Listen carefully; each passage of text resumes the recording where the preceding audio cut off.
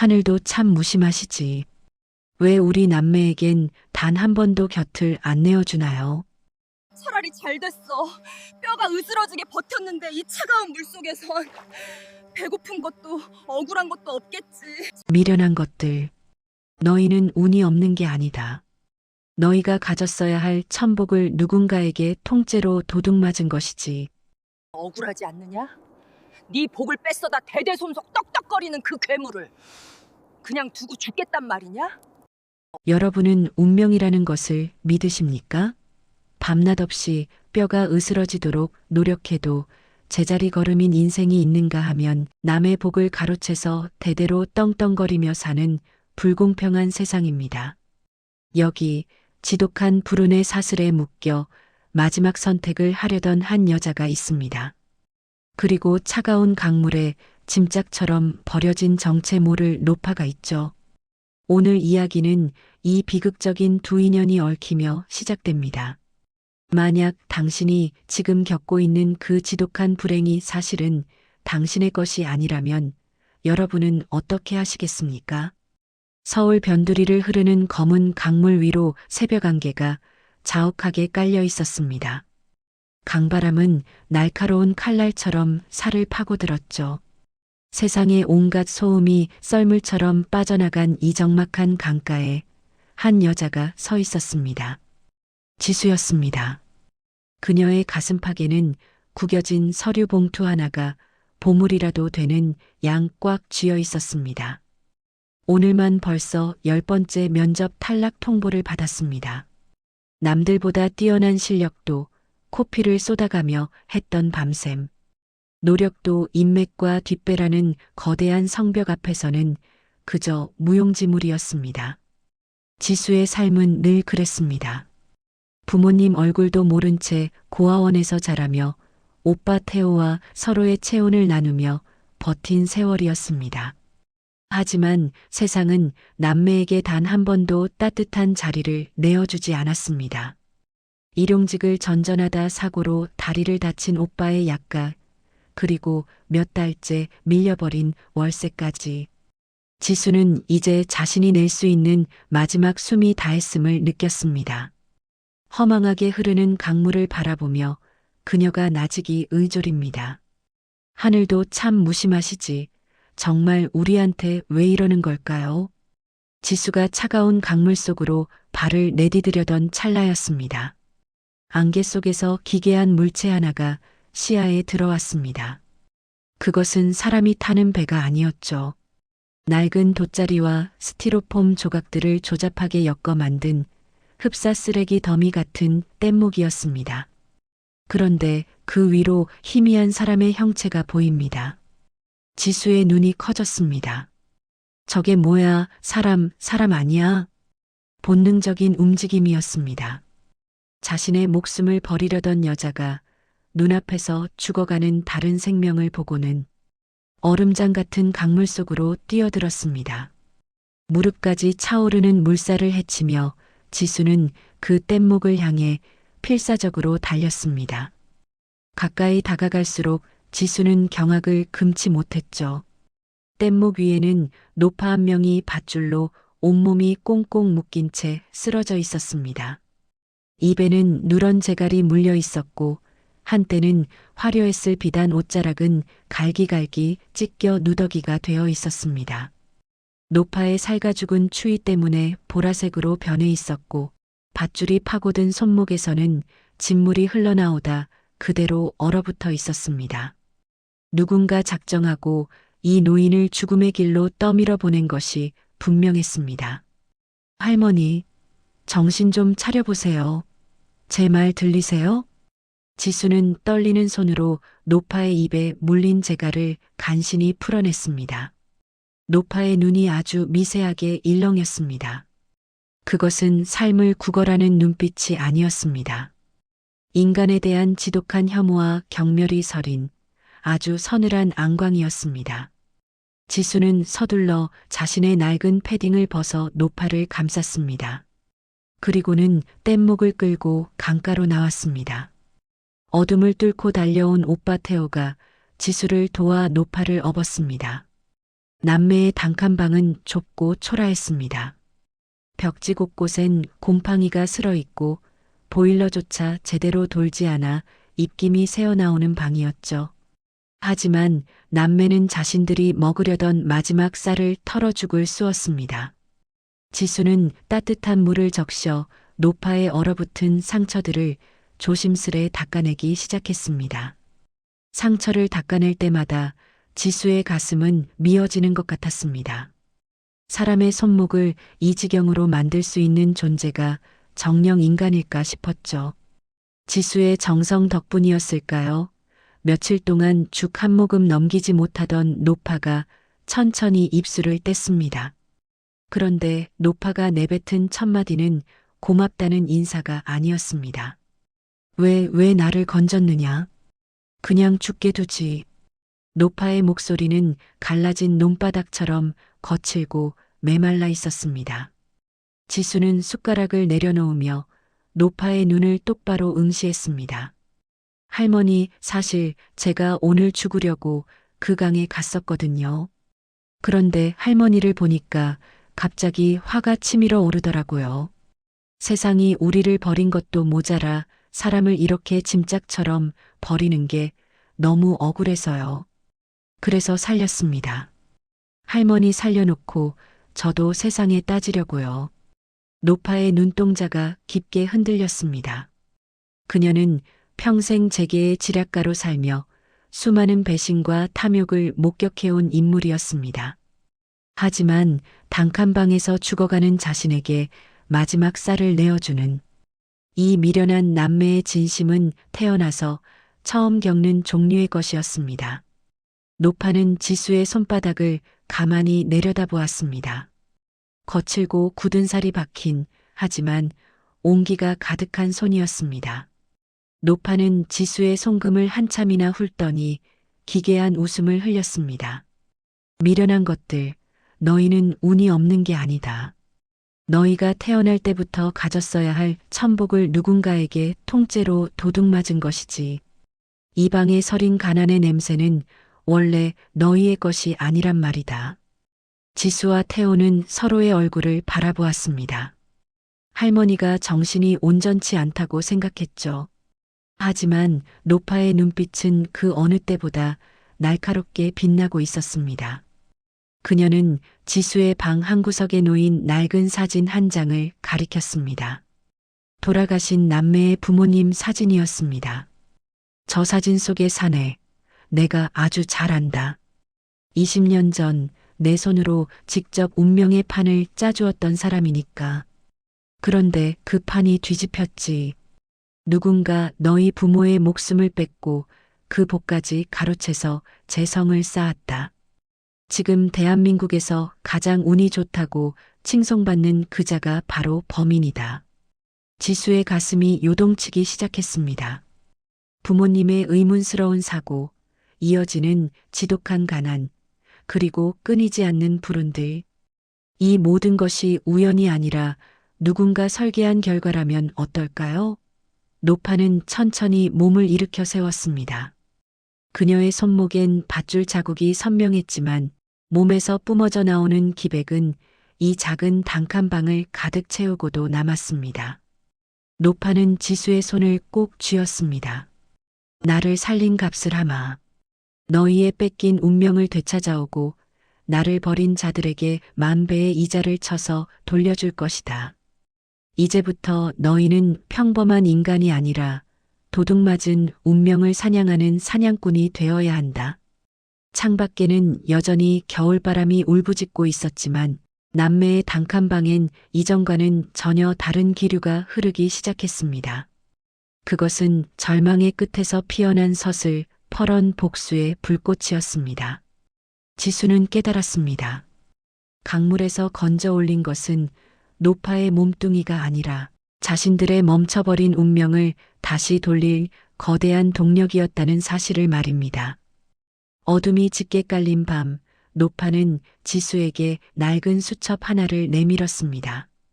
그 안에는 이름만 들어도 누구나 아는 대한민국 최고 권력자들의 이름과 그들의 숨겨진 치부, 그리고 운명의 약점들이 빼곡히 적혀 있었습니다. 준비해라. 내일은 장날이다. 사람의 욕망이 가장 노골적으로 드러나는 그곳에서 내가 잃어버린 운명의 첫 조각을 찾게 될 것이니. 지수는 수첩을 꽉 쥐었습니다. 창백했던 그녀의 얼굴에 도끼가 서리기 시작했습니다. 강가에서 멈추려 했던 그녀의 심장은 이제 누군가를 파멸시키기 위해 거세게 뛰고 있었습니다.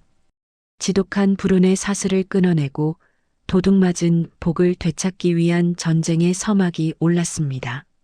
하지만 그들이 모르는 사실이 하나 더 있었습니다. 노파를 강물에 던졌던 그 자들, 그리고 지수의 부모를 죽음으로 몰아넣었던 그 괴물들이 이미 남매의 뒤를 쫓기 시작했다는 사실을요. 단칸방 너머 어둠 속에서 차가운 감시의 눈동자들이 번뜩이고 있었습니다. 지수와 태호, 그리고 정체 모를 노파의 운명은 이제 돌이킬 수 없는 흐름 속으로 빠져들고 말았습니다. 다음 날 아침, 노파는 남매를 데리고 인근의 대형 전통시장으로 향합니다. 그곳은 단순한 상거래의 장소가 아니라 노파의 숙적 윤 회장이 부를 축적하기 시작한 운명의 시발점이었습니다.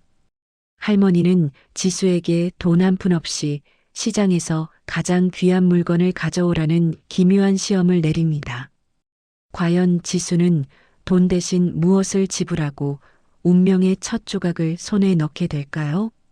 제2장 귀한 손님의 기묘한 가르침에서 그 경이로운 반격이 시작됩니다. 단칸방의 낡은 문틈으로 스며든 차가운 새벽 공기가 지수의 뺨을 때립니다. 하지만 지수는 어젯밤부터 단 한숨도 자지 못했습니다. 머리맡에 둔 노파의 수첩 때문만은 아니었죠. 어둠이 짙게 깔린 창밖, 가로등 불빛조차 닿지 않는 골목 끝에서 느껴지는 그 서늘한 기운 때문이었습니다. 낡은 창문 너머로 누군가 자신들의 숨소리까지 새고 있다는 공포가 지수의 온몸을 옥죄고 있었습니다. 날이 밝기 직전 노파가 지수의 손목을 꽉 잡습니다. 떨지 마라, 지수야. 저들은 이미 우리가 여기 있다는 걸 안다. 하지만 저들은 아직 확신이 없지. 내가 살아있다는 걸 눈으로 확인하기 전까지는 함부로 문을 부수고 들어오지 못할 게다. 노파의 목소리는 낮았지만 그 안에 담긴 위험은 흔들림이 없었습니다. 노파는 지수에게 시장에서 쓰는 낡은 수레 하나와 헌 옷가지들을 준비하게 합니다. 오빠 태호가 다친 다리를 절뚝이며 할머니를 수레에 태우고 그 위를 지저분한 폐지와 고물들로 덮습니다.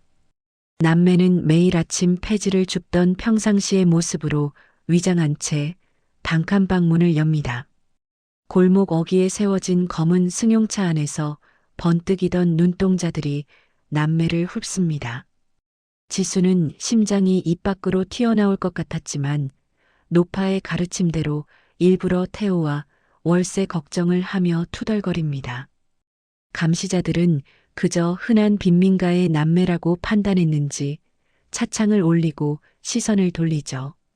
사냥꾼이 사냥감을 놓치는 찰나의 순간이었습니다. 포위망을 뚫고 남매가 도착한 곳은 서울 근교의 거대한 전통시장인 청운시장이었습니다. 이곳은 겉으로는 활기찬 장터처럼 보이지만 사실은 이 바닥의 큰손들이 현금을 세탁하고 정보를 주고받는 욕망의 거대한 용광로 같은 곳이죠. 노파는 폐지더미 속에서 몸을 일으키더니 지팡이를 짚고 서서 지수를 향해 앙상한 손가락을 뻗습니다. 자, 지수야. 오늘 내 첫 번째 수업이다. 저기 시장 북쪽 끝에 가면 금성상회라는 과일 가게가 있을 게다. 거기서 이 시장에서 가장 비싼 과일 상자 하나를 가져오너라. 단 내 조건이 있다. 내 주머니에 있는 돈은 단 한 푼도 쓰지 말 것이며 훔치거나 구걸해서도 안 된다. 오직 내 입술과 저들의 욕망만으로 그 상자를 가져와 보거라. 지수는 자신의 귀를 의심합니다. 돈도 없고 훔치지도 말고 구걸도 하지 말라니요. 시장 바닥에서 잔뼈가 굵은 장사꾼들이 그런 맹탕 같은 제안에 넘어갈 리가 없었습니다. 하지만 노파의 눈은 농담을 하는 눈빛이 아니었죠. 만약 해내지 못한다면 너희 부모의 복수는커녕 당장 오늘 저녁에 굶어 죽는 인생으로 돌아가게 될 것이다. 지수는 마른 침을 삼킵니다. 오빠 태호가 걱정스러운 듯 지수의 어깨를 잡았지만 지수는 조용히 고개를 저었죠. 그리고는 금성상회를 향해 발걸음을 옮깁니다. 금성상회는 시장에서도 가장 목이 좋은 곳에 자리 잡고 있었습니다. 주인장인 박 씨는 돈 냄새를 맡는 데는 귀신이라는 소문이 자자한 인물이었죠. 지수는 가게 앞에 서서 잠시 박 씨를 관찰합니다. 그는 화려하게 차려입은 손님에게는 비굴할 정도로 머리를 조아렸지만 옷차림이 허술한 노인이나 가난해 보이는 사람들에게는 눈길조차 주지 않았습니다. 지수는 자신의 초라한 옷차림을 한번 내려다보고는 심호흡을 합니다. 그리고는 가게 안으로 당당하게 걸어 들어갑니다. 사장님, 물건 하나 보러 왔습니다. 박 씨는 지수를 훑어보더니 코웃음을 칩니다. 여기는 일반 시장 과일 취급 안 해. 한 상자에 수십만 원 하는 예단용만 취급하니까 저기 시장 입구 자판이나 가보죠. 지수는 물러서지 않았습니다. 오히려 박 씨의 눈을 똑바로 응시하며 나직한 목소리로 말하죠. 사장님, 오늘 오후 2시에 이곳으로 귀한 손님이 오실 겁니다. 그분이 사장님의 이 가게를 통째로 사실지도 모르는 분이죠. 그런데 그분이 가장 싫어하는 게 뭔지 아십니까? 바로 급하게 채워 넣은 가짜입니다. 박 씨의 손이 멈칫합니다. 귀한 손님이라니요? 지수는 노파가 수첩에서 알려준 박 씨의 약점을 떠올립니다. 박 씨는 최근 무리한 사채를 끌어다 가게를 확장했지만 경기가 나빠져 이자를 갚지 못해 전전긍긍하고 있었죠. 지수는 박 씨의 귀에 대고 속삭입니다. 사장님 뒤를 봐주던 강남의 그 사장님이 어제 검찰에 불려갔다는 소식 아직 모르셨나 보네요. 그분이 무너지면 사장님 사채 빚은 누가 막아줄까요? 하지만 오늘 제가 모셔올 손님은 그 빚을 단숨에 해결해주고도 남을 힘이 있는 분입니다. 박 씨의 얼굴이 순식간에 흑빛으로 변합니다. 내가 그걸 어떻게 해? 지수는 여유롭게 미소를 지으면서 말을 잇습니다. 그 손님께 사장님의 안목을 증명해 보이세요. 지금 이 가게에서 가장 귀한 과일 상자 하나를 제게 주시면 제가 그분께 사장님을 믿을 만한 사람으로 소개하겠습니다. 선택은 사장님이 하세요. 이대로 앉아서 사채업자들에게 끌려가시겠습니까? 아니면 마지막 기회를 잡으시겠습니까? 이것은 치밀한 심리전이었습니다. 상대가 가장 두려워하는 것을 건드리고 그 두려움을 해결해 줄 수 있는 유일한 동아줄인 척 연기하는 것 말이죠. 박 씨의 눈동자가 격렬하게 흔듭니다. 지수는 속으로 숫자를 셉니다. 1, 2, 3. 마침내 박 씨가 떨리는 손으로 가장 안쪽 창고에서 나무 상자 하나를 들고 나옵니다. 전국에서 단 몇 상자밖에 나오지 않는다는 최고급 샤인 머스켓과 멜론 세트였습니다. 이걸 가져가서 꼭 잘 말해줘야 하네. 알겠나? 지수는 묵직한 과일 상자를 들고 가게를 나옵니다. 등 뒤로는 박 씨의 초조한 시선이 느껴지죠. 하지만 지수의 심장은 터질 듯이 뛰고 있었습니다. 정말로 돈 한 푼 없이 오직 상대방의 약점과 공포를 이용해 가치 있는 것을 손에 넣은 것입니다. 노파는 멀리서 지수의 모습을 지켜보며 차가운 미소를 짓습니다. 그래, 그게 바로 권력의 본질이다. 타인이 가진 공포를 내가 통제할 수 있다면 세상의 모든 돈은 자연스럽게 내 발밑으로 흐르게 되어 있지. 하지만 수업은 여기서 끝이 아니었습니다. 노파는 지수가 가져온 과일 상자를 보더니 그것을 시장 귀퉁이에서 쓰레기를 줍는 다른 노인들에게 나눠주라고 명령합니다. 지수는 당황했죠. 할머니, 이걸 가져오느라 제가 얼마나 떨었는데요. 이걸 그냥 준다니요? 노파는 단호했습니다. 아직 멀었구나. 그 과일 상자는 내 실력을 증명한 도구였을 뿐이지 내 목적이 되어서는 안 된다. 진짜 사냥꾼은 미끼에 마음을 뺏기지 않는 법이야. 지수가 떨리는 손으로 과일을 나눠주자 노파는 시장 사람들의 눈빛이 변하는 것을 지수에게 보여줍니다. 가난한 자들의 환호, 그리고 그것을 시기하는 장사꾼들의 수군거림. 노파는 그 혼돈을 가리키며 말하죠. 보아라. 내가 던진 작은 호의가 이 평온하던 시장의 질서를 어떻게 무너뜨리는지. 사람들의 마음을 흔드는 것은 금덩어리가 아니라 예상치 못한 순간에 던져지는 변수란다. 그때였습니다. 시장 입구에 검은색 고급 승용차 여러 대가 들이닥칩니다. 차에서 내린 것은 깔끔한 수트 차림의 사내들이었죠. 그들의 가슴팍에는 대성이라는 문양이 새겨져 있었습니다. 바로 지수의 부모를 죽이고 노파를 벌인 그 윤 회장의 수하들이었습니다. 그들은 시장 구석구석을 훑으며 누군가를 찾고 있었죠. 노파의 얼굴이 순식간에 굳어집니다. 생각보다 빨리 움직이는군. 윤 회장 그놈도 내 기운이 아직 세상에 남아있다는 걸 눈치챈 모양이야. 태호가 급히 노파를 부축합니다. 하지만 노파는 도망치는 대신 지수에게 다시 한번 기묘한 지시를 내리죠. 지수야, 지금 저들에게 가서 박 씨의 가게를 가리켜라. 그리고 박 씨가 윤 회장의 비밀 비자금을 세탁해주고 있다는 헛소문을 퍼뜨려. 지수는 놀랐습니다. 그러면 박 씨가 위험해지지 않나요? 노파는 무서운 표정으로 지수를 바라봅니다. 전쟁터에서 적을 죽이지 않으면 내가 죽는다. 박 씨의 희생은 우리가 저들의 칼날을 피할 유일한 연막탄이 될 게다.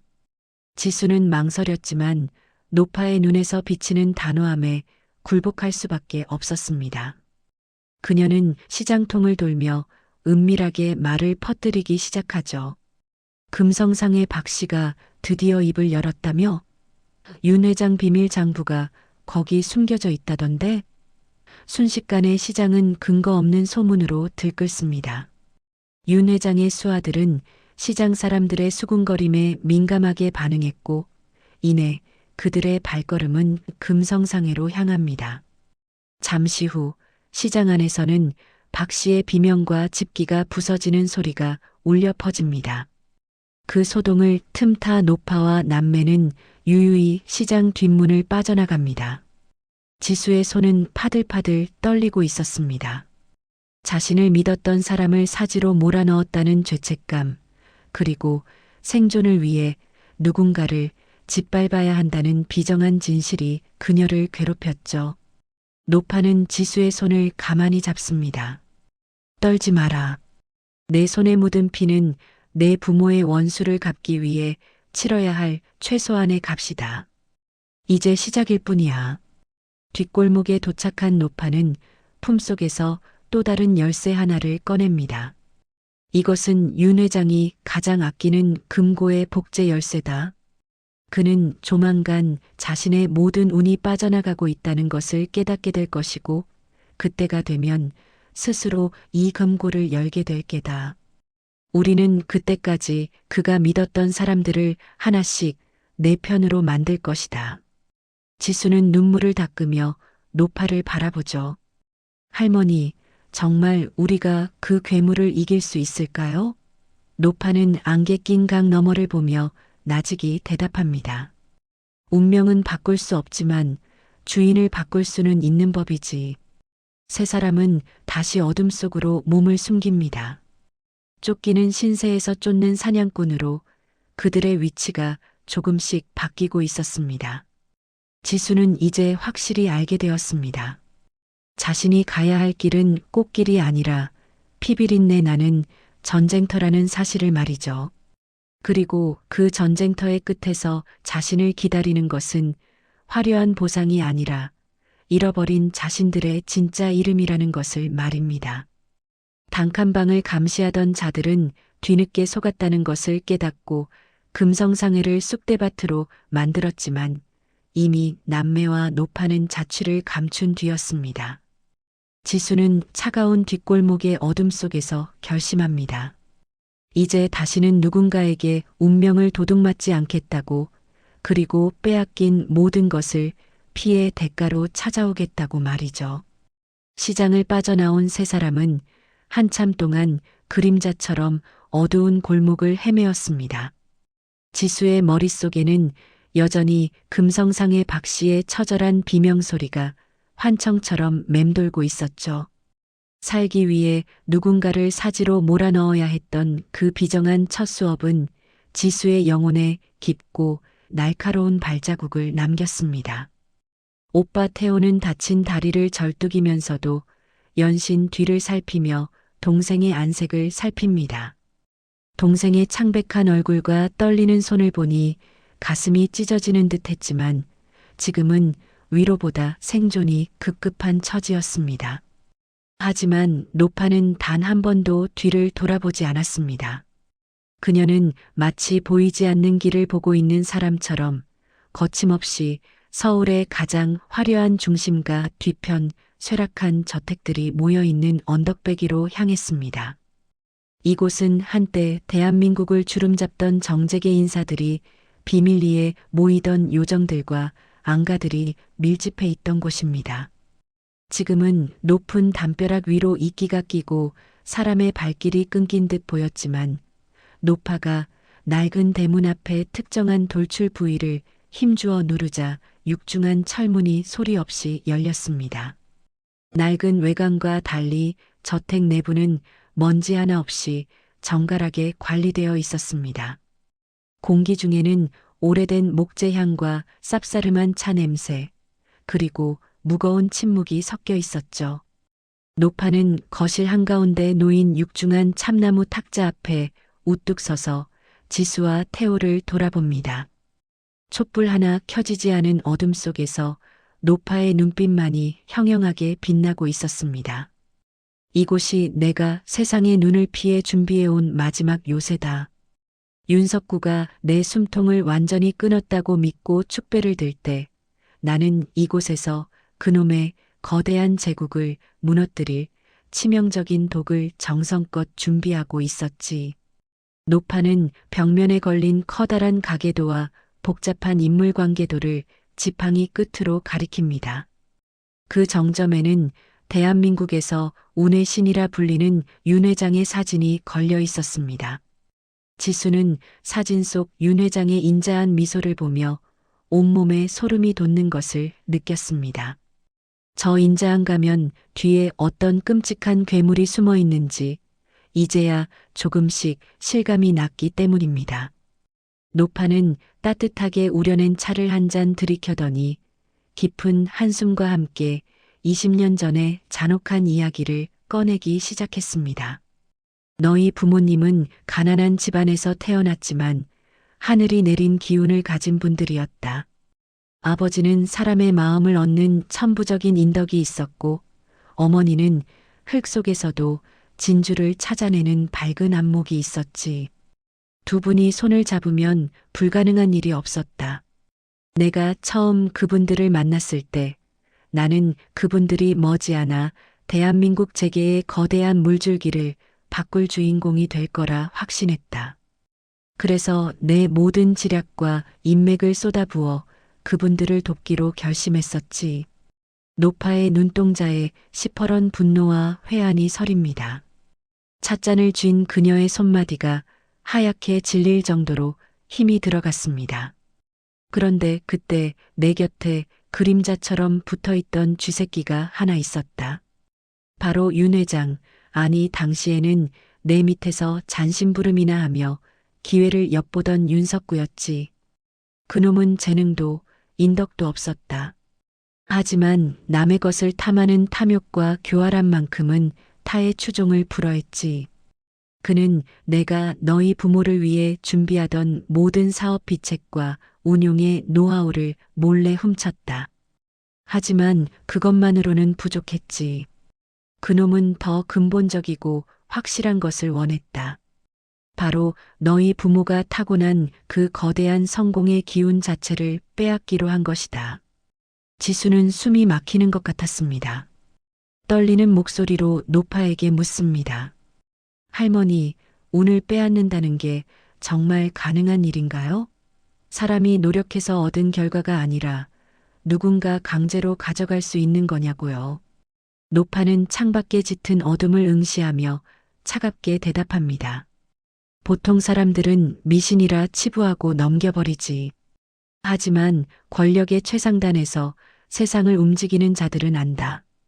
운명에도 주소가 있고 그 주소를 강제로 옮길 수 있는 비정한 기술이 있다는 것을.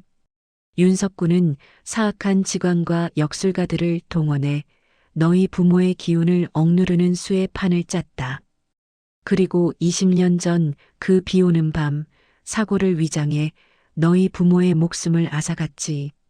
노파의 목소리가 낮게 가라앉으며 거실의 온도를 더 떨어뜨립니다. 그건 단순한 사고가 아니었다. 너희 부모의 목숨을 제물로 삼아 그분들에게 흘러가야 할 천문학적인 부와 운의 흐름을 자신의 쪽으로 강제로 돌려버린 잔인한 의식이었던 셈이지. 부모님이 돌아가시던 그날, 너희 남매가 길바닥에 나앉게 된 그날이 바로 윤석구가 재벌로 급성장하기 시작한 첫날이었다는 사실이 믿어지느냐? 태호가 주먹을 불끈 쥐며 온몸을 부르르 떱니다. 억울함에 목이 메어 간신히 말을 내뱉습니다. 그럼 우리가 겪은 그 지독한 가난이, 우리가 고아원에서 굶주리며 얻어맞던 그 비참한 세월이 다 그놈 때문이라는 건가요? 우리 지수가 면접에서 떨어지고 제가 다리를 다쳐서 약값도 못 내던 그 모든 게 다 우연이 아니었다고요? 노파는 무겁게 고개를 끄덕입니다. 그렇다. 너희가 불운에 허덕이며 신음할 때 그놈은 너희 부모가 피땀 흘려 일구었어야 할 성공을 제 것처럼 누리며 승승장구했다. 너희가 당연히 가졌어야 할 집, 너희가 누렸어야 할 수준 높은 교육, 그리고 너희가 부모님께 받았어야 할 따뜻한 사랑까지 모두 그놈의 더러운 주머니 속으로 들어간 것이다. 너희는 그저 운이 나빴던 게 아니라 인생 전체를 철저하게 약탈당한 것이다. 지수는 가슴 밑바닥에서 뜨거운 불덩어리가 치밀어 오르는 것을 느꼈습니다. 지금까지 자신을 탓하며 자신의 노력이 부족해서 인생이 이 모양이라고 자책했던 수많은 밤이 주마등처럼 스쳐 지나갔습니다. 10번의 면접 탈락 후 소주 한 병으로 눈물을 삼키던 밤, 유통기한이 지난 편의점 도시락으로 끼니를 때우던 날들, 그리고 치료비가 없어 다리를 절뚝여야 했던 오빠의 쓸쓸한 뒷모습까지 말입니다. 그 모든 비극의 배후에 저 인자하게 웃고 있는 남자가 있었다니 도저히 용서할 수 없었습니다. 노파는 지수에게 비밀 서랍장에서 꺼낸 낡은 서류 뭉치를 내밉니다. 먼지가 뽀얗게 쌓였지만 그 안의 내용은 날카롭게 날이 서 있었습니다. 이것은 너희 부모가 생전에 세웠던 회사의 창립 발기인 명부와 원본 사업 계획서들이다. 그리고 이 서류들 밑에는 윤석구가 내 눈을 속이고 자금을 세탁했던 증거들이 빼곡히 적혀 있지. 윤 회장은 지금 최고의 자리에 앉아 세상을 호령하고 있지만 그 기반은 모래성보다 약하다. 남의 운을 훔쳐다 만든 성은 진정한 주인이 나타나 그 맥을 끊어버리면 한순간에 무너지게 되어 있지. 지수는 서류 한 장 한 장을 넘기며 그 안에 담긴 부모님의 숨결을 느껴봅니다. 빛바랜 종이 위에 정갈하게 쓰인 글자 하나하나에 담긴 열정과 꿈이 지수의 손끝을 타고 전해지는 것 같습니다. 지수는 이제 확실히 깨달았습니다. 이것은 단순한 복수극이 아닙니다. 도둑맞은 자신들의 인생을 되찾는 정당한 전쟁이며 부모님의 억울한 넋을 달래는 마지막 제사라는 사실을 말이죠. 노파는 지수의 눈을 똑바로 응시하며 묻습니다. 자, 지수야. 이제 잔인한 진실을 알았으니 선택해라. 이대로 이 저택을 나가 평범한 가난 속에서 평생 숨어 살겠느냐, 아니면 저 괴물의 심장을 찔러 너희 부모의 복을 되찾아오겠느냐. 만약 후자를 선택한다면 앞으로 내가 겪을 일들은 오늘 시장에서 본 것보다 수천 배는 더 비정하고 잔혹할 것이다. 내 손에는 더 많은 피가 묻을 것이고 내 영혼은 차가운 얼음처럼 변해야 할 게다. 지수는 천천히 고개를 듭니다. 그녀의 눈에는 더 이상 나약한 눈물이 없었습니다. 대신 그 자리에는 윤 회장을 단번에 집어삼킬 듯한 서슬 펄언투기가 서려 있었죠. 할머니, 저는 이미 강물에 뛰어들었을 때 죽은 목숨입니다. 이제 남은 생은 제 것이 아니라 부모님의 복수를 위해 쓰겠습니다. 그놈이 누리는 저 화려한 불빛들이 우리 부모님의 피눈물이라면 제가 직접 그 불을 끄고 가장 깊은 어둠 속으로 쳐넣어 주겠습니다. 태호 역시 지수의 곁에 서서 단단한 목소리로 결심을 보탭니다. 저도 함께 하겠습니다. 제 다리를 이렇게 만든 놈들, 우리 지수 눈에서 피눈물 나게 한 놈들, 절대로 용서하지 않겠습니다. 노파는 남매의 결연한 모습에 만족스러운 듯 고개를 끄덕입니다. 좋다. 오늘부터 이 저택은 너희의 훈련소이자 전쟁 사령부다. 윤석군은 자신이 가진 천운이 영원할 거라 믿고 방심하고 있겠지. 하지만 운은 흐르는 물과 같아서 막히면 썩기 마련이다. 우리는 그가 가장 믿는 신복들부터 하나씩 무너뜨려 그의 성벽을 밑바닥부터 갉아먹을 것이다. 노파는 거실 벽면의 인물도 하단에 지수와 태호의 사진을 붙입니다. 그리고 윤 회장의 사진 위에 붉은색 X 표시를 긋죠.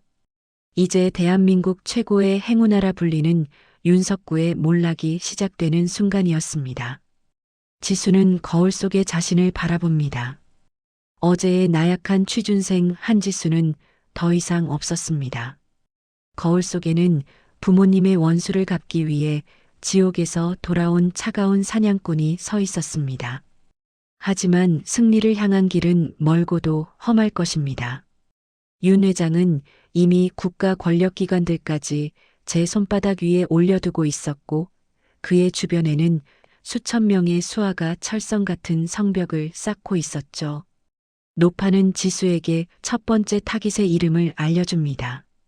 윤 회장의 자금줄을 관리하며 온갖 비리를 세탁해주는 집사 김전무입니다. 그는 인간의 탐욕을 이용하는 데 도같은 인물이지만 그만큼 본인의 탐욕 또한 끝이 없는 자였습니다. 사람을 무너뜨리는 건 날카로운 칼이 아니라 그 사람의 가슴 속에 있는 채워지지 않는 갈증이다. 김전무가 무엇에 목말라 있는지 찾아내라. 그리고 그 갈증을 채워주는 척하면서 치명적인 독약을 먹이는 거다.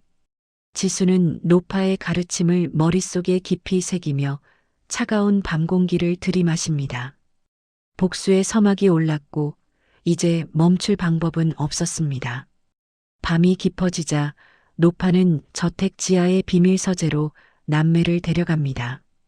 그곳에는 윤 회장이 지난 20년간 저지른 온갖 부정부패의 증거 자료들과 그가 매달 찾아간다는 의문의 점술가에 대한 기록이 있었습니다. 윤 회장은 자신의 운이 닿을까봐 매일 밤 극도로 불안해하고 있었고 그 불안함이야말로 그를 무너뜨릴 가장 결정적인 약점이었습니다. 어두컴컴한 지하 서재의 공기는 오래된 종이 냄새와 차가운 복수심으로 가득 차 있었습니다. 노파는 먼지가 뽀얗게 내려앉은 금고를 열어 낡은 여권 몇 개와 정교하게 위조된 서류들을 탁자 위에 올려놓습니다. 이제부터 너희는 죽은 자들의 이름을 빌려 다시 태어나야 한다고 말이죠. 지수는 떨리는 손으로 새로운 신분증을 집어듭니다. 사진 속의 자신은 분명 한지수였지만 그 이름은 이제 대한민국 어디에도 존재하지 않는 이름이 되었습니다. 자, 이제부터 내 이름은 한세아다. 뉴욕에서 혜성처럼 나타나 월스트리트를 뒤흔든 젊은 투자 전문가. 그게 오늘부터 내가 걸쳐야 할 가면이다. 사람들은 눈에 보이는 화려함에 속고 들리지 않는 소문에 목숨을 건다. 내가 가진 실력에 이 신비로운 소문을 덧입히면 윤석구의 사냥개인 김전무는 제 발로 내 앞에 무릎을 꿇을 게다. 노파의 서슬 퍼런 명령에 지수는 거울 앞에 섭니다. 낡은 패딩을 벗어 던지고 노파가 준비한 최고급 실크 수트를 몸에 걸칩니다. 거울 속에는 더 이상 편의점 폐기 음식으로 끼니를 때우던 나약한 취준생은 없었습니다.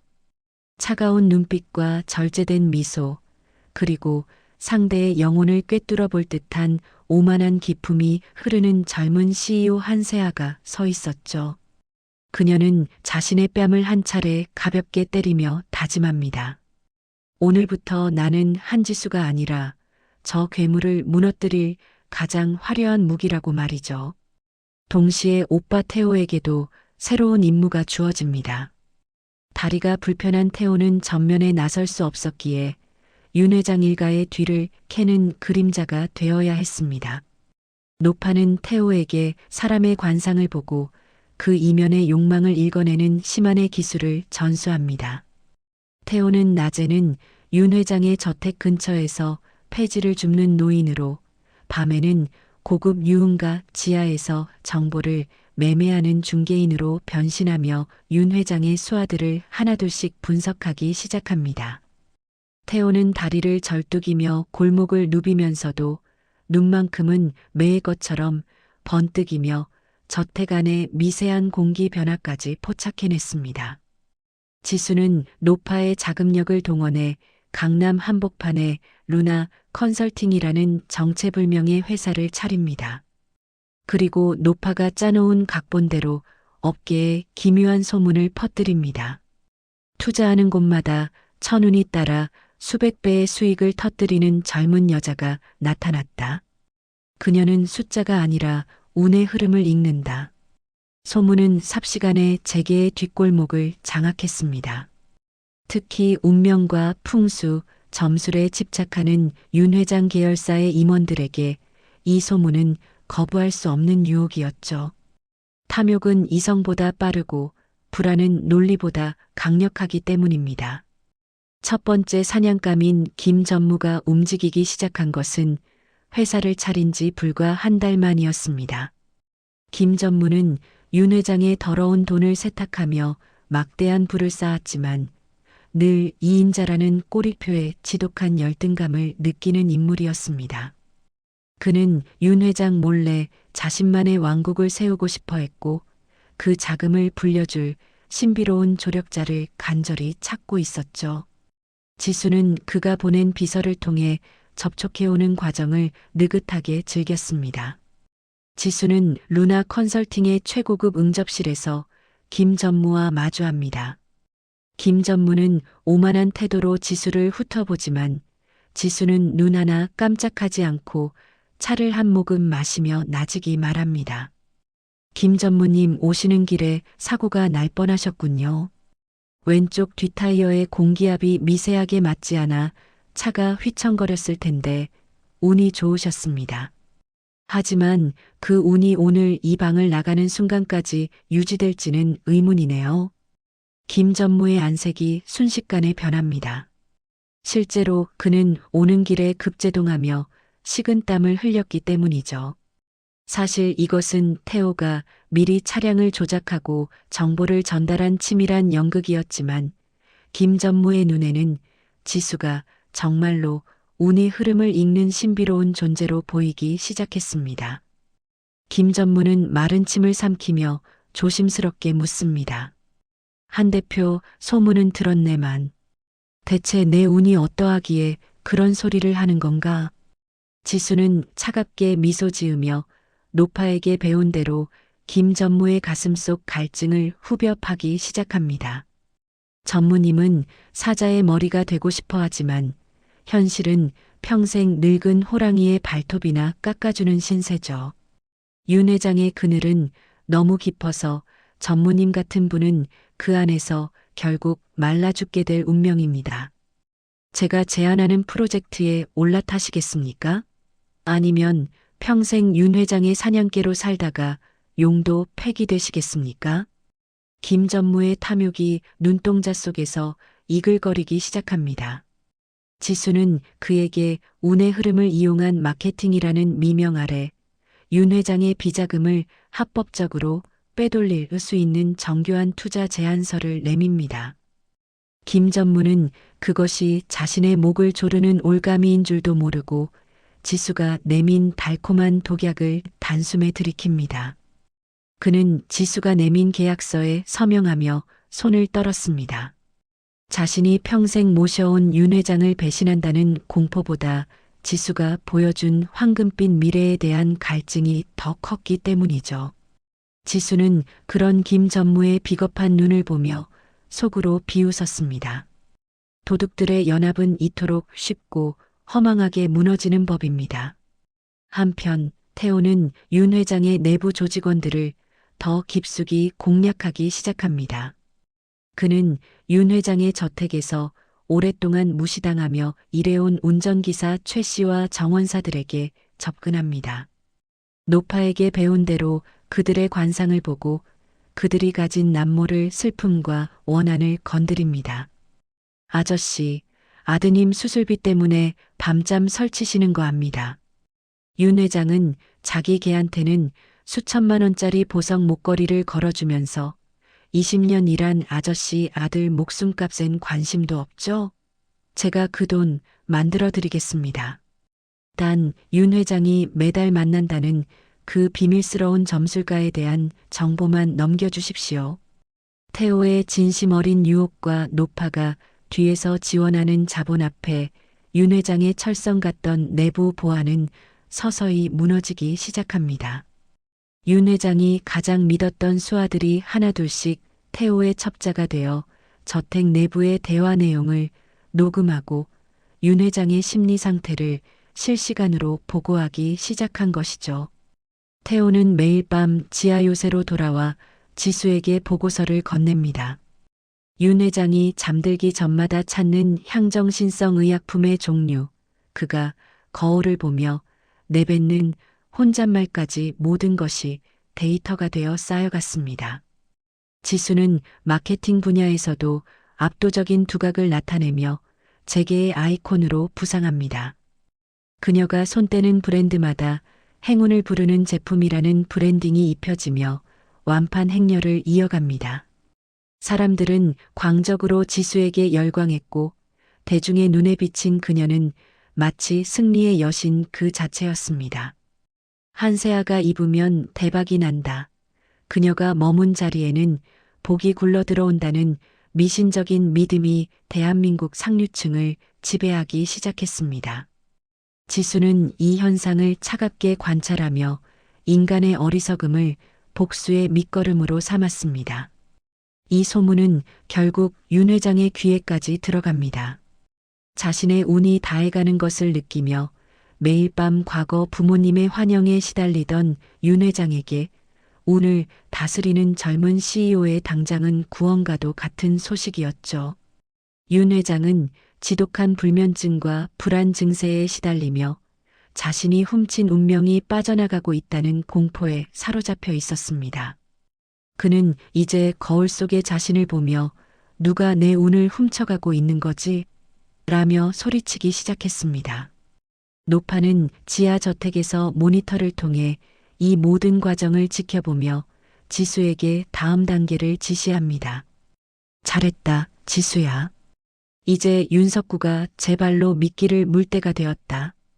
김 전무를 통해 윤석구와 너의 만남을 주선해라. 그리고 그놈이 가장 두려워하는 운의 소멸을 눈앞에서 증명해 보여라. 인간은 가장 높이 올라갔을 때 떨어질까봐 가장 두려워하는 법이지. 그 공포가 그놈을 무너뜨릴 가장 날카로운 칼날이 될 게다. 지수는 어두운 방 안에서 혼자 와인 잔을 기울이며 창밖의 화려한 도시 불빛을 바라봅니다. 저 불빛들 중 하나는 원래 부모님의 것이어야 했습니다. 지수는 잔을 들어 도시를 비추며 나직이 은졸입니다. 이제 그 가짜 불빛들을 하나씩 꺼트릴 시간이라고 말이죠. 지수는 거울 속의 한세아에게 조용히 다짐합니다. 기다려요, 윤 회장님. 당신이 훔쳐간 우리 가족의 운명. 이제 이자가 잔뜩 붙어서 돌아갈 시간이니까요. 그때 지수의 휴대전화가 진동합니다. 김 전무로부터 온 연락이었습니다. 한 대표 회장님께서 자네를 직접 보고 싶어 하시네. 내일 저녁 비밀 별장으로 오게. 자네의 그 신비로운 능력을 직접 확인하고 싶으시다더군. 지수의 입가에 차가운 미소가 번집니다. 드디어 부모님의 원수, 그 괴물의 심장부로 들어가는 문이 활짝 열린 것입니다. 지수는 천천히 수트를 벗고 잠을 청하려 하지만 가슴 속에서 타오르는 복수의 열기가 식지 않아 밤새 별장의 도면을 머릿속에 그립니다. 태호는 어둠 속에서 지수에게 무전으로 보고합니다. 지수야, 별장 보안팀 포섭 완료했어. 내일 그곳에서 일어나는 모든 일은 실시간으로 녹화될 거야. 한치의 오차도 없으니 걱정 마. 태호의 목소리는 차분했지만 그 안에는 20년의 한이 서려 있었습니다. 남매는 서로의 목소리를 확인하며 마지막 전의를 다집니다. 다음 날 저녁 지수는 화려하지만 절제된 검은색 드레스 차림으로 윤 회장의 비밀 별장으로 향합니다. 그곳은 20년 전 부모님이 마지막으로 숨을 거두었던 그 강가 근처에 위치한 화려한 저택이었죠. 공교롭게도 그날 역시 부모님이 사고를 당했던 날처럼 부슬부슬 비가 내리고 있었습니다. 별장에 들어서는 지수의 발걸음은 단호했습니다. 응접실 문이 열리고 대한민국을 주름잡는 거물 윤석구 회장이 소파에 앉아 인자한 미소를 지으며 지수를 맞이합니다. 한세아 대표라고 했나? 자네가 그렇게 운의 흐름을 잘 읽는다고 소문이 자자하더군. 그래, 내 운명은 앞으로 어떻게 보이시는가? 윤 회장의 날카로운 눈빛이 지수를 탐색합니다. 하지만 지수는 그 눈빛에 당황하지 않고 오히려 윤 회장의 눈을 똑바로 응시하며 소름 끼치는 대답을 내놓습니다. 회장님, 지금 회장님 등 뒤에 죽은 자들의 그림자가 너무나 짙게 드리워져 있네요. 특히 비냄새가 나는 두 남녀의 그림자가 회장님의 목을 조르고 있습니다. 이래서야 올해를 넘기기 힘드시겠는데요? 별장 안은 숨이 막힐 듯한 정적이 감돌고 있었습니다. 창밖에는 20년 전 그날처럼 부슬부슬 비가 내리고 있었죠. 지수는 찻잔을 든 윤 회장의 손마디가 미세하게 떨리는 것을 놓치지 않았습니다. 대한민국 재계를 호령하던 거물의 얼굴에서 여유가 사라지고 그 자리에 본능적인 공포가 내려앉는 찰나였습니다. 윤 회장은 애써 마른 침을 삼키며 지수를 쏘아보았지만 그 눈빛은 예리한 칼날이라기보다 벼랑 끝에 몰린 짐승의 발악에 가까웠습니다. 한세아 대표, 지금 그게 무슨 무례한 소리입니까? 죽은 자의 그림자라니요. 자네가 용하다는 소문은 들었습니다만 내 면전에서 이런 허무맹랑한 소리를 늘어놓을 줄은 몰랐습니다. 윤 회장은 억지로 목소리를 높여 위엄을 세우려 했습니다. 육중한 오크통 재질의 탁자를 내리치는 그의 손길엔 힘이 실려 있었지만 미세하게 떨리는 눈꺼풀까지 감출 수는 없었습니다. 지수는 차가운 미소를 지으며 한 걸음 더 다가갔습니다. 그녀는 노파에게 배운 대로 상대가 가장 감추고 싶어하는 비밀의 핵을 정확히 건드리기로 합니다. 회장님, 제가 보는 것은 헛소리가 아니라 회장님의 시간입니다. 20년 전 그 비 오는 밤 강가에서 멈춰버린 두 사람의 시간이 지금 회장님의 목줄을 죄고 있단 말입니다. 그들이 원래 누렸어야 할 복을 훔쳐다 제 성을 쌓으셨으니 이제 그 이자가 감당할 수 없을 만큼 불어난 것이죠. 그렇지 않습니까? 지수의 말이 끝나기 무섭게 윤 회장은 찻잔을 탁자에 거칠게 내려놓았습니다. 챙그랑 날카로운 소리가 응접실을 비명처럼 울렸습니다. 그의 눈동자는 이제 경악을 넘어 살기로 가득 찼습니다. 지수는 그 살기 속에서 윤 회장이 가진 가장 깊은 불신을 읽어냈습니다. 그는 자신이 저지른 일을 누군가 알고 있다는 사실보다 자신이 훔친 운이 정말로 다했을지도 모른다는 사실을 수만 배는 더 두려워하고 있었습니다. 내 정체가 뭐야? 대체 누가 너를 보낸 거지? 김전무인가? 아니면 죽은 줄 알았던 그 노인네인가? 지수는 여유롭게 소파 등받이에 몸을 기대며 다리를 꼬았습니다. 그리고는 가방에서 붉은색 비단으로 감싼 작은 상자 하나를 꺼냈습니다. 그 안에는 노파가 건네준 윤 회장이 가장 아끼던 금고의 복제 열쇠가 들어 있었죠. 지수는 그 열쇠를 테이블 위에 올려두고 손가락으로 가볍게 밀었습니다. 누가 보냈는지는 중요하지 않습니다. 중요한 건 회장님의 그 화려한 성이 안쪽부터 무너지고 있다는 사실이죠. 이번 달 추진하신 신규 프로젝트, 벌써 3군데에서 균열이 생기지 않았습니까? 믿었던 정치권 인맥들은 등을 돌리고 건강검진 결과에서도 이상 징후가 발견되었을 텐데요. 그게 다 우연이라고 생각하십니까? 아니요. 회장님의 운이 밑바닥까지 바닥났다는 신호입니다. 채워지지 않는 구멍으로 회장님의 생명력이 빠져나가고 있다는 뜻이죠. 윤 회장은 마치 보이지 않는 유령이라도 본 듯 의자 깊숙이 몸을 묻었습니다. 지수의 말은 단 한 자도 틀린 게 없었기 때문입니다. 그는 매일 밤 불면증에 시달리며 자신이 쌓아온 제국이 손가락 사이로 빠져나가는 모래처럼 느껴져 미칠 지경이었습니다. 지수는 이때를 놓치지 않고 악마의 계약을 제안합니다. 제가 회장님의 이 막힌 운의 물길을 다시 터뜨릴 수 있습니다. 도둑맞고 있는 회장님의 운명을 다시 회장님 쪽으로 단단히 묶어두는 비책이죠. 다만 그 대가는 결코 작지 않습니다. 회장님의 지분 20%를 제가 지정하는 펀드로 신탁하셔야 합니다. 운명도 결국 거래니까요. 큰 것을 얻으려면 가장 소중한 것을 내놓으셔야 하죠. 윤 회장은 헛웃음을 터뜨렸습니다. 지분 20%라니 그것은 대성그룹의 경영권을 사실상 통째로 넘기는 것이나 다름없었습니다. 하지만 지수는 단호했습니다. 지분 20%를 잃는 것이 낫겠습니까?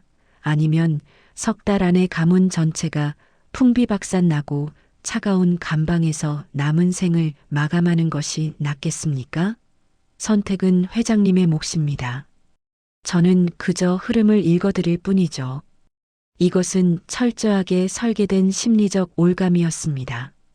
인간은 탐욕스러울수록 자신이 가진 것을 잃는 것에 병적인 공포를 느낍니다.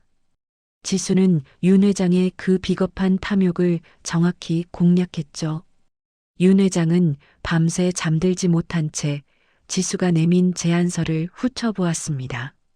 그 제안서 안에는 표면적으로는 완벽한 자산 방어 전략이 적혀 있었지만 그 이면에는 지수와 노파가 언제든 대성그룹의 자금을 인출할 수 있는 치명적인 독소 조항들이 암호처럼 숨겨져 있었습니다. 한편 태호는 별장 밖에서 숨죽여 이 모든 과정을 지켜보고 있었습니다. 그는 노파에게 전수받은 시만의 기술로 별장을 지키는 보안 요원들의 마음을 하나둘씩 잠식해 나갔습니다.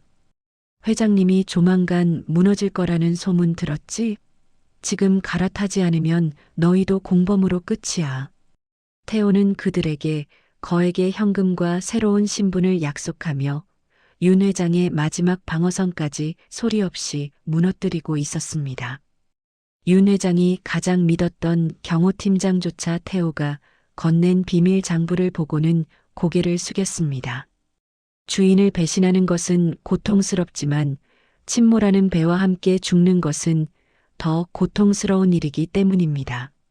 새벽녘 윤 회장은 마침내 결심한 듯 지수를 다시 불렀습니다. 그의 눈밑은 휑하게 패어 있었고 목소리는 생기를 잃어 힘이 없었습니다. 그는 떨리는 손으로 지수가 내민 계약서에 서명을 했습니다. 자신의 영혼을 팔아서라도 훔친 운명을 지키고 싶어하는 추악한 노인의 마지막 선택이었습니다. 지수는 계약서를 소중히 챙기며 자리에서 일어났습니다. 현명한 선택이십니다, 회장님. 이제 곧 세상이 놀랄만한 행운이 회장님을 찾아갈 겁니다. 하지만 지수가 말한 행운은 복수의 서막을 알리는 장례식의 종소리였습니다. 별장을 나오는 지수의 머리 위로 차가운 빗방울이 떨어졌지만 그녀의 가슴 속엔 승리의 불꽃이 그 어느 때보다 뜨겁게 타오르고 있었습니다. 저택으로 돌아온 지수에게 노파는 차가운 미소를 지으며 말했습니다. 잘했다. 이제 늙은 사자가 스스로 제 목에 올가미를 걸었구나. 이제 남은 건 그 올가미를 서서히 아주 고통스럽게 조이는 일뿐이다. 태호 역시 수집한 보안 데이터와 내부 첩보들을 정리하며 승리의 가능성을 확신했습니다. 윤 회장의 비밀 금고, 비밀번호부터 은밀한 약점까지 이제 모든 것이 남매의 손바닥 위에 놓였습니다. 하지만 윤 회장 역시 만만한 상대는 아니었습니다. 그는 지수와 계약을 맺는 동시에 자신의 가장 은밀한 해결사들을 움직여 지수의 뒤를 캐기 시작했습니다. 그 한세아라는 여자 태어날 때부터 지금까지의 흔적을 단 하나도 남기지 말고 다 뽑아와.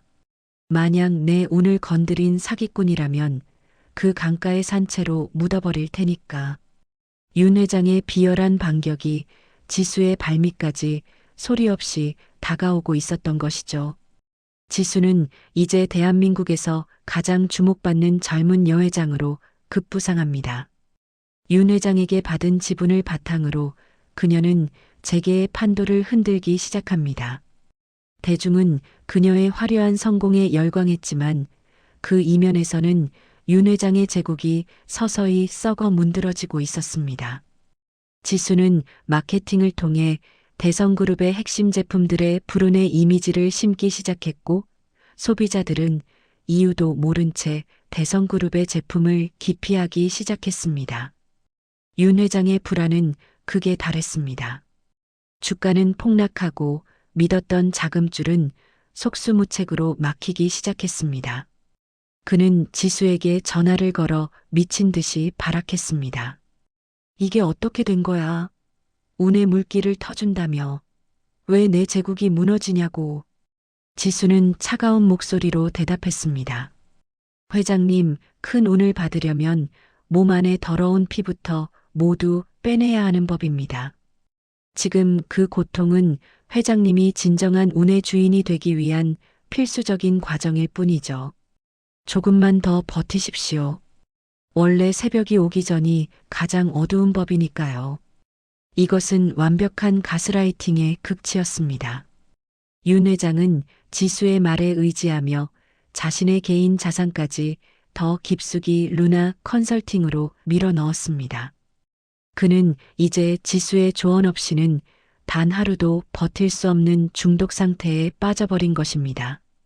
부모님의 원수가 자신들의 손바닥 안에서 놀아나며 스스로 무덤을 파는 광경. 지수와 태호는 그 비참한 몰락을 지켜보며 서늘한 희열을 느꼈습니다. 하지만 운명의 여신은 호락호락하지 않았습니다. 윤 회장의 비밀 해결사들이 드디어 남매의 옛 흔적을 찾아낸 것입니다. 지수와 태호가 자랐던 그 낡은 고아원, 그리고 그들이 마지막까지 머물던 강가 단칸방의 기록이 윤 회장의 책상 위에 놓였습니다. 한세아가 그 강가에서 내가 버린 그 남매라고? 고작 그 쥐새끼들이 나를 상대로 이 연극을 벌인 거란 말인가. 윤 회장의 눈에 핏발이 서고 광기가 소용돌이쳤습니다. 그는 즉시 살인 청부업자들을 소집했습니다. 20년 전 끝내지 못한 일을 이번에는 확실히 매듭 짓겠다는 뜻이었죠. 밤바람이 저택의 창문을 거칠게 흔듭니다. 지수는 거울 속에 비친 자신의 모습을 봅니다. 화려한 보석과 고가의 수트로 무장했지만 눈동자 속에는 여전히 강가의 찬 바람이 불고 있습니다. 이제 정체가 탄로날 위기가 코앞까지 닥쳤음을 그녀도 본능적으로 느끼고 있습니다. 하지만 지수는 피하지 않습니다. 오히려 적의 심장부에서 가장 화려한 폭발을 준비하죠. 오빠, 그놈이 알아챈 것 같아. 이제 마지막 패를 던질 시간이야. 지수는 단단하게 결심한 듯 노파가 건네준 마지막 비밀 장부를 펼쳤습니다. 그 안에는 윤 회장이 결코 세상에 공개하고 싶지 않았던 20년 전 그날의 진짜 진실이 담겨 있었습니다.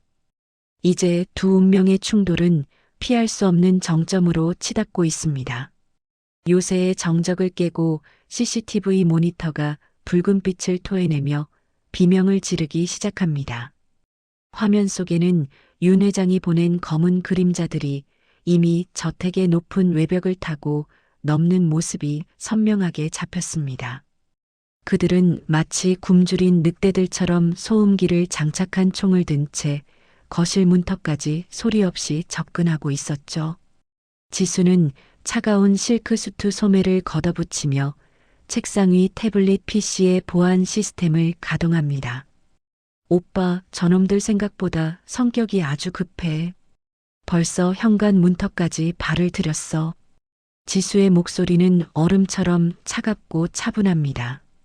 곁에 서 있던 태호는 다친 다리를 지탱하며 벽면 뒤에 숨겨진 육중한 강철 레버를 힘껏 당깁니다.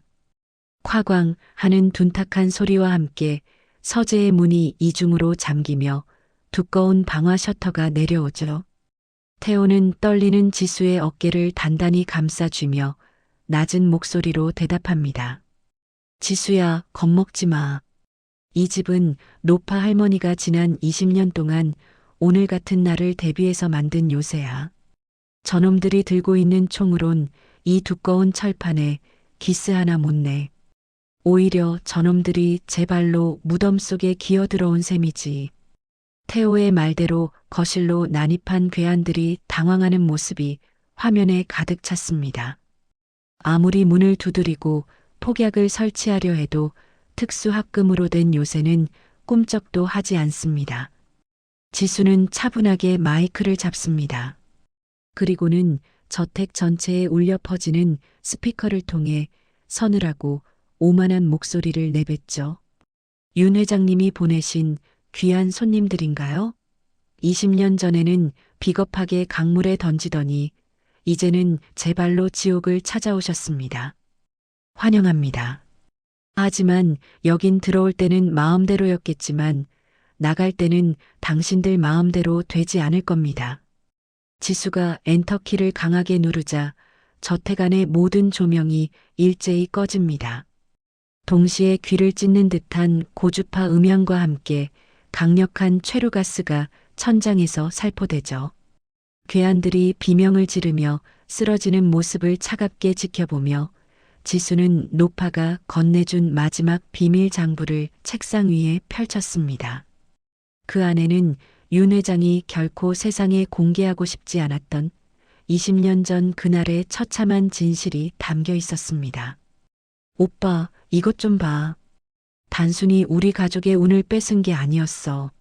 아빠가 가지고 있던 상단의 지분과 항로 독점권을 가로채기 위해서 사고를 가장한 살인을 저지른 거야. 여기 김 전무의 친필 서명과 당시 매수했던 경찰들의 명단까지 고스란히 남아있어. 지수의 눈에 뜨거운 눈물이 고였지만 그녀는 입술을 깨물며 그 눈물을 도끼로 바꿉니다. 태호는 그 서류들을 하나하나 고해상도 카메라로 촬영하여 미리 포섭해둔 방송국 기자들과 검찰청의 비밀 라인에 전송하기 시작하죠. 지수야, 이제 정말 끝낼 시간이다. 저놈들이 별장을 비우고 우리를 잡으러 온 지금이 윤 회장의 심장을 정면으로 찌를 수 있는 마지막 기회야. 경찰들이 이 저택으로 들이닥치는 동안 우리는 윤 회장이 숨어 있는 그 강가로 간다. 태호와 지수는 저택 지하의 비밀 통로를 통해 무사히 밖으로 빠져나옵니다. 요새의 안방에 홀로 앉아있던 노파는 멀어지는 남매의 뒷모습을 보며 지팡이를 높이 흔들죠. 가라. 가서 뺏긴 주소지로 그놈들을 영원히 돌려보내 주어라. 남매는 세차게 쏟아지는 빗길을 뚫고 20년 전 부모님이 마지막 숨을 거두었던 그 비극의 강가로 차를 맙니다. 그 시각 윤 회장은 자신의 살인 청부업자들이 요새를 쑥대밭으로 만들고 남매를 처리했을 거라 확신하며 점술가가 말한 강가에 서 있었습니다. 비에 젖은 노인의 뒷모습은 대한민국을 호령하던 거물이라고는 믿기지 않을 만큼 초라하고 늙어 있었죠. 그는 오로지 자신의 천운을 지키기 위해 억울한 넋을 달래야 한다는 광기 어린 강박에 사로잡혀 있었습니다. 하지만 안개 속에서 나타난 것은 원혼의 귀신이 아니었습니다. 빗물을 맞으며 당당하게 걸어오는 지수와 태호의 생생한 모습이었죠. 윤 회장은 경악하며 뒷걸음질 칩니다. 그가 든 우산이 바닥으로 떨어지며 흙탕물이 튀죠. 어떻게 너희가 여기 살아있는 거냐? 내가 보낸 사람들은 어쩌고. 지수는 차가운 빗물을 손등으로 닦아내며 윤 회장의 코앞까지 다가갑니다. 오빠, 저 노인네 얼굴 좀 봐. 자기가 보낸 사냥개들이 제 발등을 찍은 줄도 모르고 사시나무 떨듯 떨고 있어.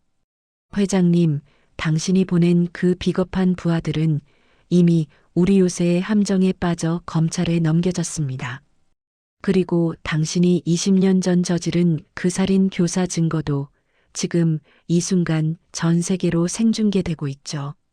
지수가 휴대폰 화면을 윤 회장의 눈앞에 들이밉니다. 윤 회장의 얼굴은 순식간에 잿빛으로 변하죠. 대성그룹의 주가는 이미 하한가를 쳐서 바닥이 보이지 않았고 뉴스 속보에서는 윤석구 회장에 대한 긴급 체포영장이 발부되었다는 앵커의 긴박한 목소리가 흐르고 있었습니다. 이 쥐새끼들이 내가 누군 줄 알고 내가 이 나라의 경제를 만든 사람이야. 감히 너희 같은 것들이 나를 무너뜨릴 수 있을 것 같으냐? 윤 회장이 이성을 잃고 발악하며 지수의 멱살을 잡으려 손을 뻗습니다. 하지만 태호가 그 손목을 단숨에 낚아채 무자비하게 비틀어버리죠. 내 동생 몸에 손대지 마. 당신이 우리한테서 뺏어간 그 비참한 세월, 그리고 우리 부모님의 목숨값. 이제 그 이자까지 톡톡히 쳐서 다 받아낼 거니까. 당신의 그 더러운 운명은 여기서 끝이야. 태호의 서늘한 경고에 윤 회장은 힘없이 진흙바닥에 주저앉습니다. 그의 등 뒤로는 수십 대의 경찰차 사이렌 소리가 안개를 뚫고 요란하게 들려오기 시작하죠. 지수는 멀어지는 경찰차의 붉은 경광등을 보며 참아왔던 숨을 깊게 내뱉습니다. 20년 동안 자신들의 삶을 무겁게 짓눌렀던 거대한 바위가 마침내 치워지는 순간이었습니다. 윤 회장의 몰락은 참혹했습니다. 평생을 천운의 주인이라 자부하며 오만하게 살아왔지만 결국 자신이 판 탐욕의 함정에 스스로 빠져 파멸했습니다. 지수는 루나 컨설팅의 이름으로 대성그룹의 핵심 계열사들을 하나씩 인수하며 부모님의 이름으로 세워졌던 그 회사의 진짜 가치를 되찾아 주었죠. 대한민국은 이 믿기지 않는 복수국에 열광했습니다. 강가의 기적이라 불리며 지수와 태호의 이야기는 전설처럼 전국으로 퍼져나갔습니다. 하지만 지수는 화려한 조명 아래 머물지 않았습니다. 그녀는 복수를 마친 뒤 오빠와 함께 다시 그 낡았던 강가 단칸방터를 찾았습니다. 그리고 거기서 부모님의 영정 사진 앞에 한 장의 서류를 올려두었죠. 그것은 소박하지만 풍요로운 세상을 만들겠다는 남매의 눈물 어린 약속이었습니다. 밤바람이 잦아든 강가는 이제 고요하기만 합니다. 지수는 흐르는 물결을 보며 비로소 미소 짓습니다. 이제 더 이상 이 강물은 죽음과 배신의 장소가 아니라 새로운 희망이 시작되는 물길이 되었습니다. 지수와 태호, 그리고 노파가 일구어낼 진정한 풍요로움은 이제 막 위대한 첫걸음을 떼고 있습니다. 비가 그친 강가의 아침은 지독하리만큼 고요합니다. 대한민국을 뒤흔들었던 대성그룹의 몰락은 단 일주일 만에 현실이 되었습니다. 주가는 휴지 조각이 되었고 윤 회장이 제 몸처럼 아끼던 빌딩과 저택에는 줄줄이 빨간 압류 딱지가 붙었습니다. 평생 남의 운을 훔쳐 제 배를 채웠던 자의 끝은 이토록 허망하고 차가웠습니다. 윤 회장은 구속 수사 직전 노파의 마지막 부름을 받고 다시 그 강가에 섰습니다. 화려한 수트 대신 초라한 죄수복 위에 낡은 겉옷 하나를 걸친 그의 모습은 20년 전 그가 강물로 밀어 넣었던 노파의 모습과 기묘하게 닮아 있었습니다. 노파는 지팡이를 짚고 강물을 바라보며 서 있다가 비참하게 무너진 윤 회장을 향해 천천히 몸을 돌립니다. 윤석구, 이제야 내 주소지로 제대로 돌아왔구나. 이곳이 내가 모든 것을 시작했던 곳이자 모든 것을 잃어야 할 마지막 장소다. 윤 회장은 바닥에 주저앉아 흙탕물이 묻은 손으로 노파의 바짓가랑이를 붙잡으려 합니다. 객주님, 제가 잘못했습니다. 한 번만 기회를 주십시오. 제가 가진 비자금, 그거 다 드릴게요. 제발 살려만 주세요. 그의 목소리엔 여전히 돈이면 무엇이든 해결할 수 있다는 추악한 탐욕이 묻어 있었습니다. 노파는 그런 그를 안쓰러운 듯 내려다보며 나직이 말하죠. 너는 아직도 깨닫지 못했구나. 진정한 부라는 것은 내 창고를 가득 채우는 것에서 시작되는 게 아니란다. 오히려 내 가슴 속에 그 썩은 욕심을 비워내는 것에서 시작되는 법이지. 내가 그토록 갈구하던 그 천우는 사실 내가 비워냈어야 할 그 자리에서 벌써 사라진 지 오래다. 노파는 지팡이 끝으로 유유히 흐르는 강물을 가리킵니다. 보아라. 저 강물은 아무것도 소유하지 않기에 저토록 거침없이 흐를 수 있는 것이다. 너는 소유하려다 결국 내 영혼까지 저 강바닥에 가라앉히고 말았구나. 윤 회장은 그제야 자신의 손에 쥔 것이 아무것도 없음을 깨닫고 짐승 같은 울음을 터뜨립니다. 지수와 태호는 그 광경을 멀찍이서 지켜보고 있었습니다. 지수는 오빠의 손을 잡으며 조용히 속삭이죠. 오빠, 저 인간을 보면 화가 날 줄 알았는데 막상 무너지는 걸 보니까 마음이 참 차분해지네. 우리가 되찾은 건 돈이 아니라 뺏겼던 우리 부모님의 이름인 것 같아. 태호는 지수의 머리를 쓰다듬으며 대답합니다. 맞아, 지수야. 이제 더 이상 강물 소리가 슬프게 들리지 않아. 저 소리는 우리 부모님이 이제야 편히 쉬신다는 대답일 거야. 잠시 후 법 집행관들이 다가와 윤 회장의 팔을 붙잡습니다. 그는 이제 화려한 회장실이 아닌 차가운 콘크리트 벽에 갇혀 평생 자신이 저지른 죄의 이자를 치러야 할 운명에 처했습니다. 노파는 멀어지는 윤 회장의 뒷모습을 보며 마지막 인사를 건넵니다. 가라, 가서 내가 비워낸 그 빈자리에서 인간의 도리가 무엇인지 처음부터 다시 배워라. 윤 회장이 연행되고 난 뒤 강가에는 다시 평화가 찾아왔습니다. 하지만 이것은 끝이 아니었습니다. 윤 회장이 가로챘던 거대한 자산과 얽히고 설킨 이권들, 그리고 부모님이 못다 이룬 꿈을 현실로 만드는 더 큰 과제가 남매 앞에 놓여 있었습니다. 지수는 강물에 비친 자신의 얼굴을 보며 새로운 결심을 합니다. 복수는 끝났지만 이제 진짜 풍요로운 삶이 무엇인지 증명해야 할 시간이 온 것이죠. 노파는 남매를 데리고 다시 지하 요새로 향합니다. 그곳에는 윤 회장에게서 회수한, 그러나 아직은 누구의 것도 아닌 거대한 운명의 열쇠가 기다리고 있었습니다. 폭풍이 지나간 자리는 지독하리만큼 고요합니다. 윤 회장이 수갑을 찬 채 압송되던 그날 이후 대한민국은 연일 대성그룹의 비리와 남매의 복수국으로 떠들썩했습니다. 하지만 그 소란함의 중심에 서 있던 지수와 태호, 그리고 노파는 다시 안개 낀 강가의 그 낡은 단칸 방터로 돌아왔습니다. 화려한 루나 컨설팅의 대표실도 차가운 지하 요새도 아닌 자신들의 아픈 기억이 시작된 그곳 말이죠. 지수는 부모님의 영정 사진을 강가 바위 위에 조심스럽게 올려두었습니다. 이제는 더 이상 비릿한 슬픔의 냄새가 나지 않는 맑고 깨끗한 강바람이 사진 위를 스쳐 지나갑니다. 지수는 사진 속 인자하게 웃고 있는 부모님의 눈을 바라보며 나직이 속삭입니다.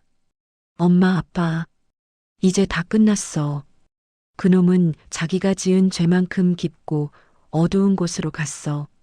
이제 더 이상 우리 걱정 안 해도 돼. 우리가 뺏겼던 이름, 우리가 뺏겼던 시간, 전부 다 찾아왔으니까. 태호는 지수의 어깨를 감싸 안으며 강 저편을 바라봅니다. 20년 전 사고를 위장해 부모님을 앗아갔던 그 물길은 이제 아무런 원망도 담지 않은 채 묵묵히 흘러가고 있습니다. 태호가 지수의 손을 꼭 잡으며 말하죠. 지수야, 이제 정말 우리 차례야. 할머니가 말씀하신 것처럼 되찾은 이 운을 어떻게 쓸지 결정해야지. 저 거대한 대성그룹을 어떻게 할지 말이야.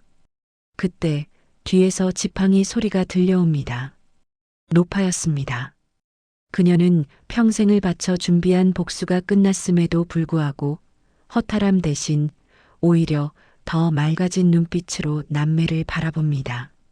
노파는 지수에게 낡은 황금 열쇠 하나와 두툼한 서류 봉투를 내밉니다.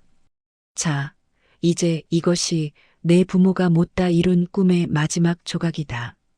대성그룹의 모든 지분과 경영권, 그리고 내가 평생 모은 비자금까지 모두 내 이름으로 정리해 두었다. 이제 너는 대한민국에서 가장 젊고 강력한 여회장이 되겠지. 부와 명예, 그리고 권력까지 모든 것이 내 발밑에 있다. 지수야, 너는 이제 이 거대한 힘으로 무엇을 하겠느냐? 노파의 질문은 묵직한 바위처럼 지수의 가슴에 내려앉았습니다. 지수는 한참 동안 노파가 건넨 열쇠를 바라보았습니다. 이것만 있으면 평생을 사치스럽게 살 수도, 자신들을 무시했던 세상에 군림할 수도 있었습니다. 하지만 지수는 고개를 들어 오빠 태호를 바라보았고, 태호는 말없이 미소로 동생의 결정을 지지해 주었습니다. 지수는 열쇠를 다시 노파의 손에 쥐어주며 단호하게 대답합니다. 할머니, 저는 대성그룹의 회장이 되지 않겠습니다. 그 화려한 자리는 우리 부모님이 원하셨던 삶이 아니니까요. 저는 대성그룹을 전문 경영인 체제로 전환하고 회사의 수익 대부분을 사회로 환원하는 재단을 만들 생각입니다. 특히 우리처럼 부모를 잃고 불운에 허덕이는 아이들이 다시 일어설 수 있는 운명의 사다리를 만들어주고 싶어요. 노파의 눈동자가 깊게 흔들립니다. 예상치 못한 대답에 그녀는 짐짓 엄한 목소리로 묻습니다. 그게 얼마나 어리석은 짓인지 아느냐? 내가 가진 그 수조 원의 재산을 남들에게 나눠주겠다는 말이냐? 평생 가난에 떨던 내가 다시 그 소박한 삶으로 돌아가겠다는 게냐? 지수는 환하게 웃으며 노파의 앙상한 손을 맞잡습니다. 할머니, 저는 이번 일을 겪으며 깨달았습니다. 진정한 풍요로움은 통장의 잔고에 있는 게 아니라 누군가의 눈물을 닦아줄 수 있는 여유에 있다는 것을요. 우리 부모님이 뺏겼던 건 돈이 아니라 사람을 사랑할 기회였습니다. 저는 그 기회를 다시 세상에 돌려주고 싶어요. 오빠랑 저는 그냥 예전처럼 소박하게, 하지만 마음만은 누구보다 풍요롭게 살고 싶습니다. 태호도 곁에서 힘을 보탭니다. 맞아요, 할머니.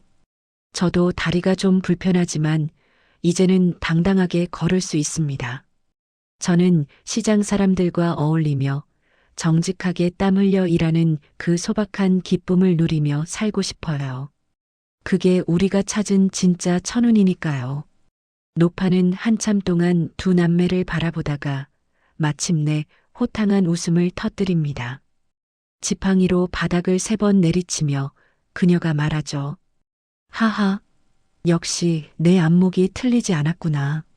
너희는 윤석구보다 1000배, 10,000배는 더 큰 그릇을 가진 주인이 되었다. 채우려만 하는 자는 결국 그 무게에 눌려 죽지만 비우려 하는 자는 세상 모든 것을 품는 법이지. 좋다. 너희의 뜻대로 해라. 나도 이제 이 무거운 짐을 벗고 너희 곁에서 소박한 할멈으로 늙어가고 싶구나. 그날 이후 대성그룹은 대한민국 기업 역사상 전무후무한 개혁을 단행합니다. 지수와 태호는 경영 일선에서 물러나 풍요재단을 설립했고 그곳을 통해 수많은 지수와 태호들이 꿈을 펼치게 되었습니다. 윤 회장의 비정한 숫자가 지배하던 일터는 이제 사람의 온기가 흐르는 희망의 터전으로 바뀌었습니다. 감옥에 갇힌 윤 회장은 매일 같이 들려오는 지수와 태호의 미담을 들으며 미쳐갔습니다. 자신이 그토록 지키려 했던 그 모든 것들이 정작 자신이 버렸던 남매의 손에서 가장 아름답게 꽃 피우는 과정을 보며 그는 평생 겪어본 적 없는 지독한 시기와 고독 속에서 말라갔습니다. 그것이 바로 할머니가 내린 마지막 심판이자 그가 마땅히 치러야 할 업보의 이자였습니다. 지수와 태호는 강가 근처에 작은 목조주택을 지었습니다. 그곳에서 남매는 노파와 함께 정원을 가꾸고 동네 아이들에게 글을 가르치며 살아갑니다. 저녁이면 강물 소리를 들으며 소박한 밥상을 마주하죠. 화려한 스테이크는 없지만 갓 따온 채소의 향이 가득하고 비싼 와인은 없지만 서로를 향한 따뜻한 웃음이 넘치는 식탁입니다. 지수는 오늘도 강가에 서서 유유히 흐르는 물결을 바라봅니다. 이제 강물은 더 이상 과거의 비극을 말하지 않습니다. 대신 우리에게 아직이 속삭이죠. 인생은 채우기 위한 경주가 아니라 흐르기 위한 여정이라고 말입니다. 오빠, 저 물결 좀 봐. 참 자유로워 보이지? 태호가 지수의 어깨에 겉옷을 걸쳐주며 대답합니다. 그래, 지수야. 우리 삶도 저 강물처럼 흘러가겠지. 때로는 굽이치고 때로는 멈추는 것 같아도 결국은 가장 넓은 바다로 닿을 거야. 노파는 마루에 앉아 그 뒷모습을 보며 흐뭇하게 미소 짓습니다. 이제 지팡이는 더 이상 무기가 아니라 산책을 돕는 든든한 동반자가 되었습니다. 그녀가 남매를 보며 마지막으로 혼잣말을 남깁니다. 천운이라는 것은 별게 아니다. 내 곁에 소중한 사람이 있고 그 사람과 나눌 따뜻한 밥 한 그릇이 있다면 그것이 바로 최고의 운이자 풍요인 것을. 시청자 여러분, 지수와 태호의 길고도 험난했던 복수극이 이렇게 막을 내렸습니다. 도둑맞은 운명을 되찾기 위해 지옥까지 다녀온 남매, 그리고 그들을 이끌어준 지혜로운 노파. 이들이 우리에게 남긴 마지막 메시지는 명확합니다. 진정한 승리는 적을 무너뜨리는 것이 아니라 적이 앗아갔던 나의 선한 마음을 온전히 지켜내는 것입니다. 그리고 진정한 풍요는 움켜쥐는 손이 아니라 펼친 손 안에서 시작된다는 사실을요. 지금까지 긴 이야기를 함께 해주셔서 감사합니다. 구독과 좋아요는 다음 기적 같은 이야기를 만드는데 가장 큰 힘이 됩니다. 여러분의 소중한 감동을 댓글로 남겨주세요. 여러분의 삶이 흐르는 강물처럼 늘 평안하고 풍요롭기를 바랍니다.